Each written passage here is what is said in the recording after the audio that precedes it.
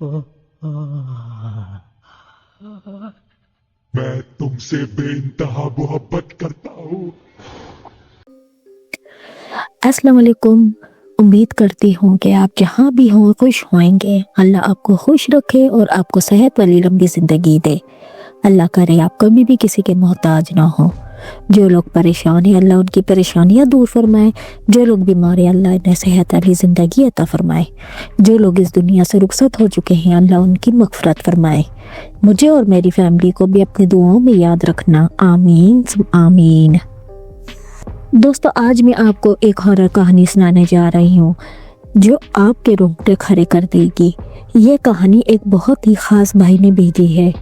کہانی بہت اچھی ہے، اسے آخر تک ضرور سنیں، اور جو نئے ہیں میرے چینل پہ وہ میرے چینل ہارر اسٹوری ود ابرش کو سبسکرائب کر دیں۔ مجھے آپ سب کی محبت کی ضرورت ہے۔ بھوت بنگلے کی کہانی۔ تمہیں لگتا ہے کہ بھوت، جنات اور ایسی مخلوق صرف کہانیوں میں ہوتی ہے؟ یہ سب کچھ جھوٹ ہے اور بس لوگوں کی گھڑی ہوئی ڈرونی کہانیاں ہیں۔ لیکن سنو، ایک بات یاد رکھنا، جب تک تم وہ سب خود نہ دیکھ لو تب تک کسی کی بات پر یقین نہیں کر سکتے۔ میری بات پر دھیان دو، کیونکہ جو میں تمہیں بتانے جا رہی ہوں وہ تمہیں ہمیشہ یاد رہے گا۔ یہ کوئی عام کہانی نہیں ہے، یہ ایک ایسی حقیقت ہے جس کا سامنا میں نے اپنی آنکھوں سے کیا۔ تم سننے کے لیے تیار ہو؟ پھر سنو۔ یہ سب کچھ 2 سال پہلے کی بات ہے، جب میری زندگی میں ایک ایسی رات آئی جس نے میری سوچ کو ہی بدل دیا تھا۔ میں اپنے دوستوں کے ساتھ ایک دن چھٹیوں میں گھومنے نکلی تھی۔ ہم نے فیصلہ کیا کہ ایک پرانے بنگلے کی طرف جائیں جو شہر کے باہر تھا۔ ہم سب کو اس بنگلے کے بارے میں بتایا گیا تھا کہ وہ بھوت بنگلہ ہے، لیکن ہم سب ہنسی مذاق کرتے ہوئے اسے صرف ایک افسانہ سمجھ رہے تھے۔ ہم میں سے کسی کو نہیں پتا تھا کہ یہ فیصلہ ہمارے لیے کتنی بڑی مصیبت بنے گا۔ ہم 6 لوگوں کا گروپ تھا اور بنگلے کے قریب پہنچے تو ہر طرف سناٹا تھا۔ درختوں کی شاخیں ہوا میں ہل رہی تھی اور ماحول میں عجیب سا سکون تھا۔ بنگلہ ایک لمحے عرصے سے خالی پڑا تھا۔ اس کی حالت بہت خراب تھی، چھت ٹوٹ چکی تھی، دروازے کٹے ہوئے نظر آ رہے تھے اور کھڑکیاں ایسی بند تھی جیسے وہ کسی طویل نیند میں ہوں۔ ارے یار، یہاں تو کچھ نہیں ہے، بس ایک پرانا گھر ہے، کوئی بھوت نہیں، میرا دوست نبیل کہہ رہا تھا، مگر مجھے کچھ عجیب سا محسوس ہو رہا تھا۔ ہم نے فیصلہ کیا کہ ہم اندر جائیں گے، اور جیسے ہی ہم بنگلے کے دروازے کے قریب پہنچے میں نے محسوس کیا کہ کسی نے ہمارے پیچھے دروازہ بند کر دیا ہے۔ میں نے نبیل سے کہا، یار دروازہ بند ہو گیا کسی نے۔ نبیل ہنستے ہوئے بولا، یہ سب تمہاری خیالی باتیں ہیں، یہ بندہ کسی نے نہیں کیا، خود بند ہوا ہوگا۔ ہم سب ہنس رہے تھے، لیکن میں اب بھی اس سرد اور سناٹے میں گھرا ہوا تھا۔ جب ہم اندر گئے تو اندر کی حالت اور بھی زیادہ خوفناک تھی۔ ہر طرف مٹی کی تہیں اور سیڑھی ہوئی دیواریں تھیں۔ اندر کا ماحول اتنا ٹوٹا پھوٹا تھا کہ ایسا لگتا تھا جیسے برسوں سے کسی نے یہاں قدم نہ رکھا ہو۔ چند قدم چلتے ہی میں نے ایک عجیب آواز سنی۔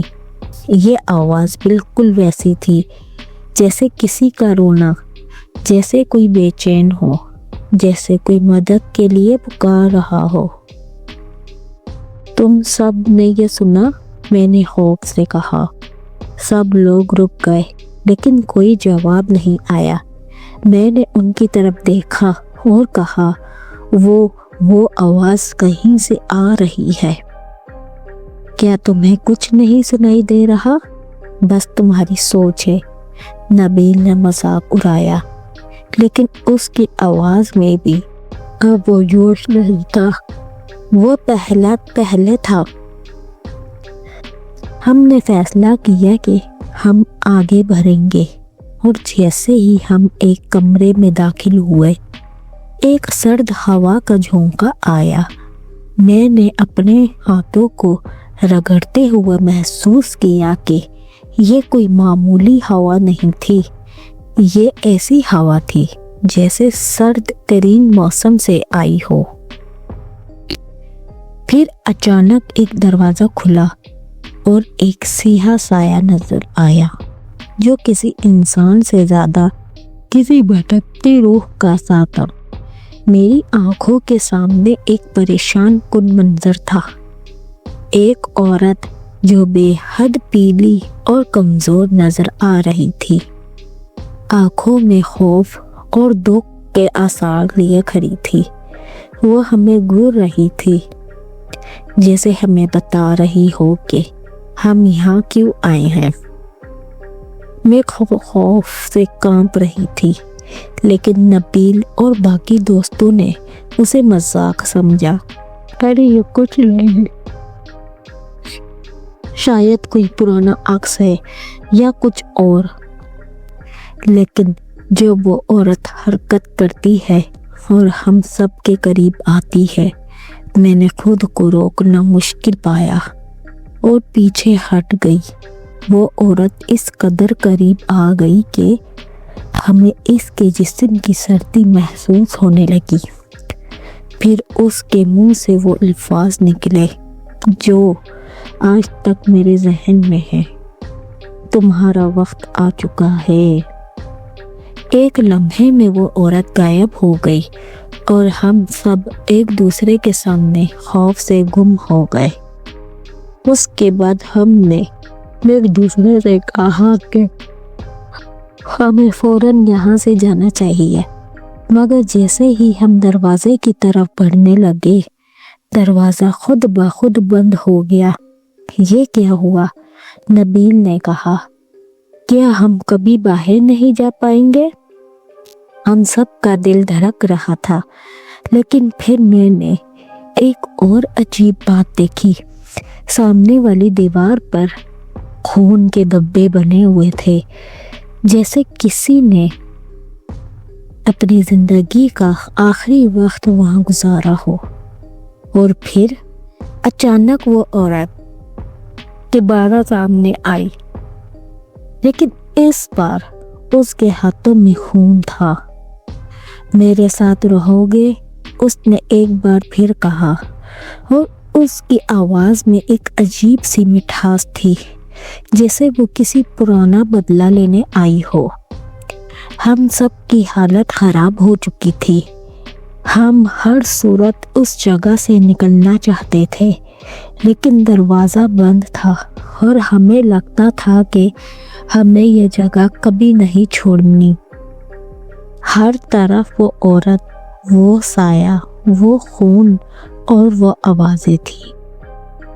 ہم میں سے کوئی بھی نہیں جانتا تھا کہ یہ سب کیوں ہو رہا تھا، لیکن ہمیں اتنا پکا یقین ہو چکا تھا کہ یہ سب کچھ سچ ہے اور ہم بھوت بنگلے میں بند ہیں۔ کافی دیر کے بعد بالآخر دروازہ کھلا اور ہم سب باہر دوڑتے ہوئے نکل آئے، مگر وہ آواز، وہ عورت اور وہ خون ہمیں اس قدر ڈرا چکے تھے کہ ہم کسی صورت بھی اس بنگلے کو دوبارہ نہ جانے کا سوچ بھی نہیں سکتے تھے۔ آج تک جب بھی رات کا وقت آتا ہے، میری آنکھوں کے سامنے وہ سایہ، وہ خون اور وہ سرد ہوا آ جاتی ہے۔